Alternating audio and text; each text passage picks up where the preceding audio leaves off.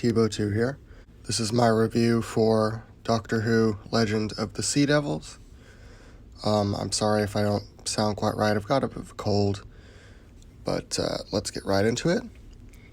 So the episode starts off with Madam Ching, the historical character, coming to steal a statue, which apparently there are some people there who have a duty to protect the statue. This is all explained later on, luckily. And throughout the scene, there's some very neat music in Chinese style, which is really neat, considering obviously the episode's set in China.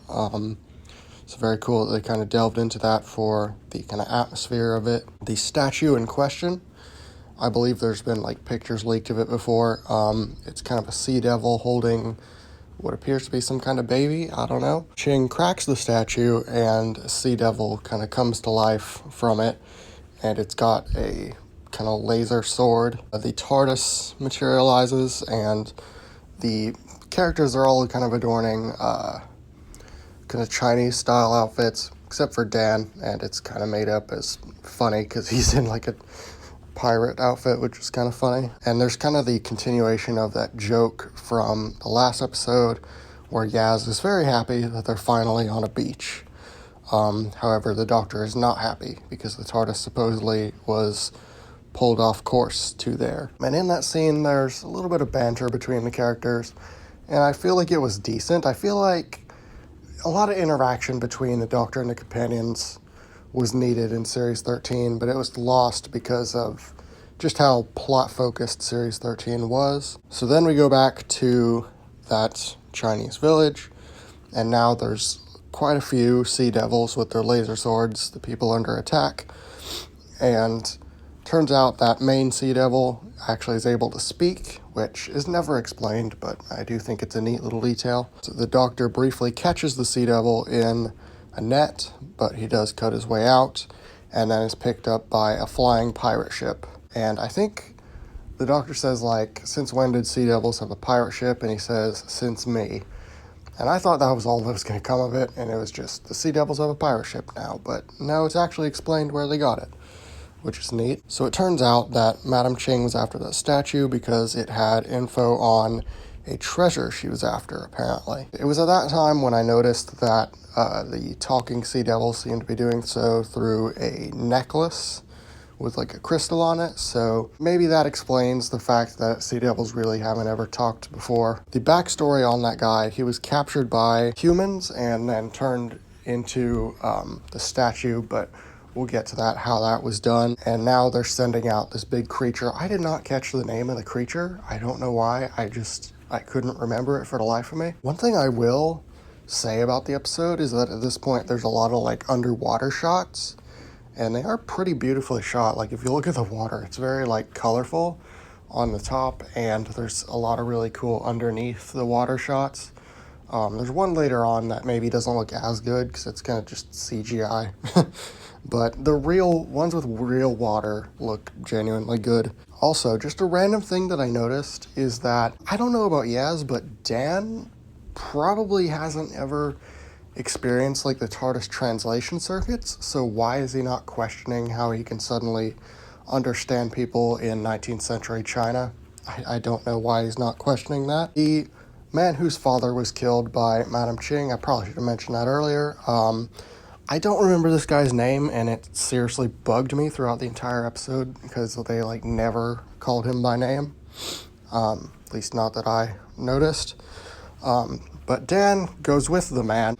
Yaz and the Doctor go back to the TARDIS, and the Doctor wants to find the treasure in order to get Madam Ching on their side. Meanwhile, Dan and the other guy have to swim to Madam Ching's ship, and he wants to avenge his father. However, they're caught.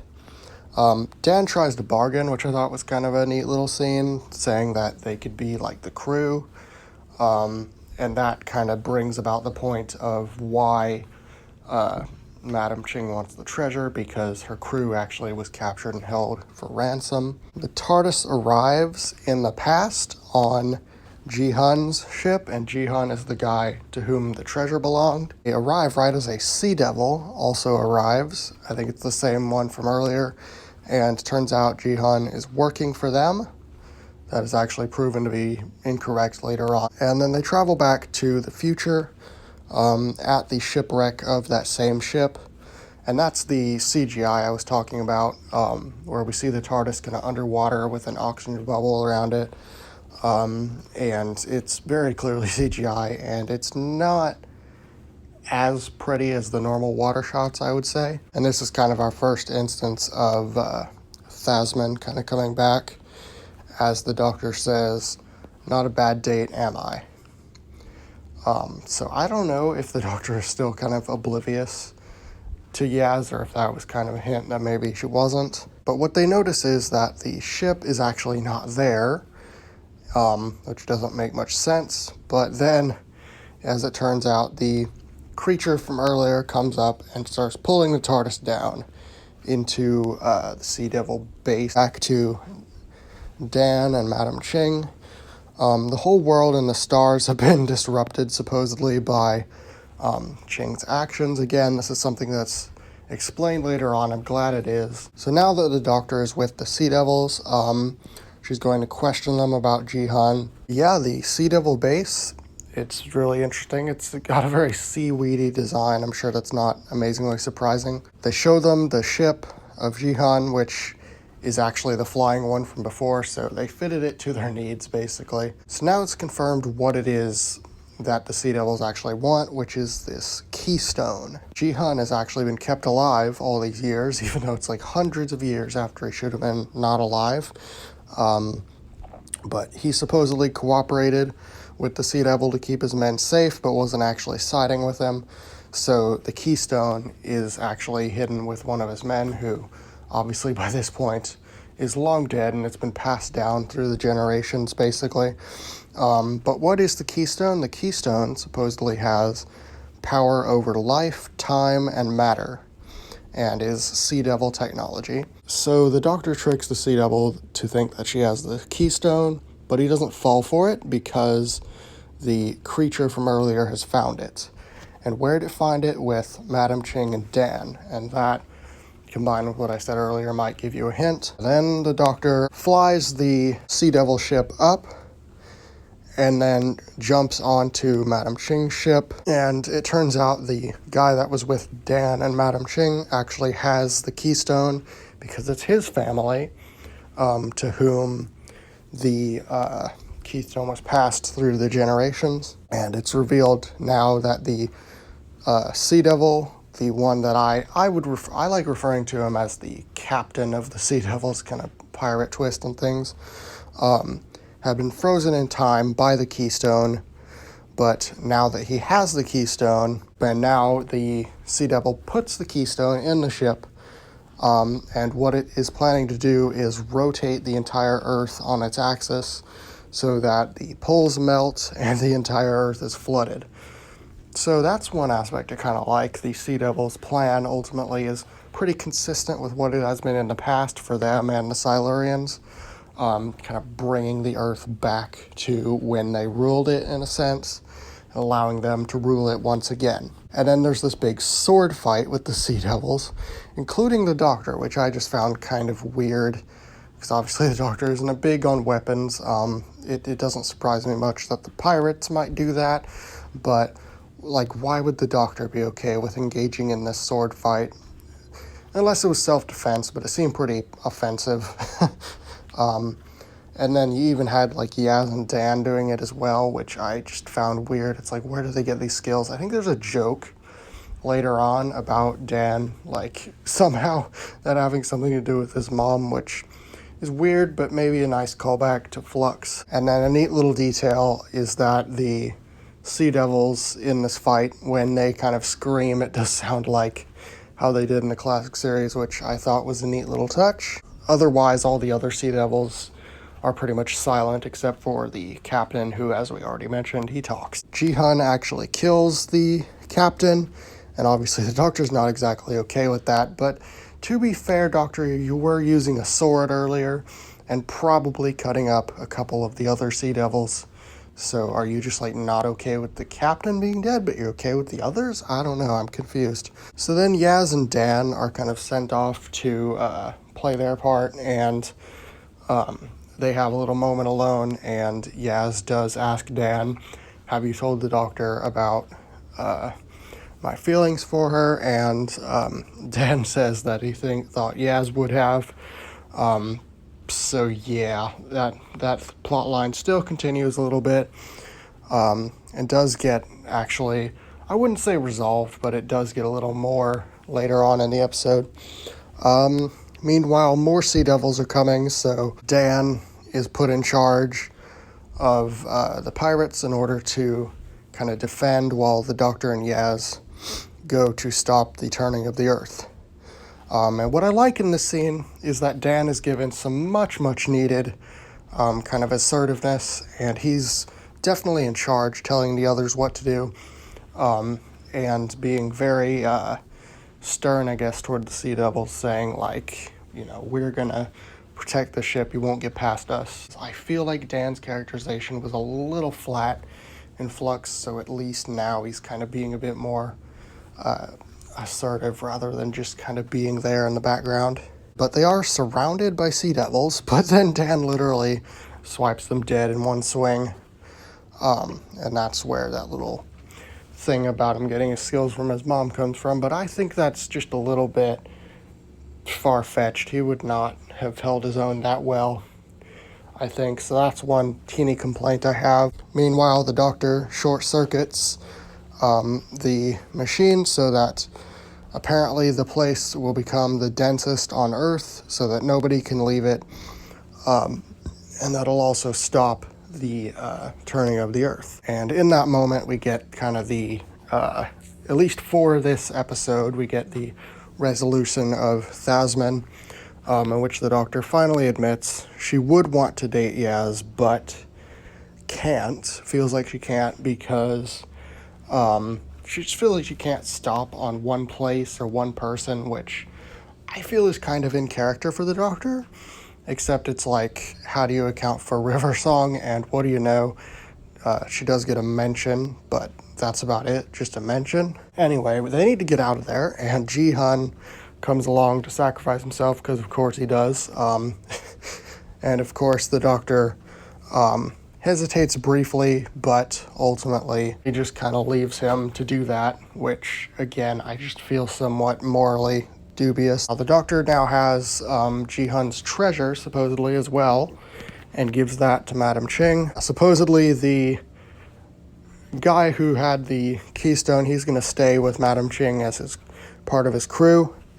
And one complaint I have in this scene is that she kind of says, like, I'm sorry I killed your father, and he just kind of smiles and is like happy that he's with their crew now. Like, he doesn't seem to give much of a fart that his father is dead. But yeah, the TARDIS crew leaves and finally goes to a beach. That little mini joke is fulfilled. And we get this nice scene, nice little callback to Flux, in which Dan calls Diane. I believe it's a voicemail, but ultimately she does call back. But what Dan says is that he feels he can only tell her about his adventures, nobody else, so he feels like he does need to talk to her and that he misses her. And it turns out when she calls back, she misses him too.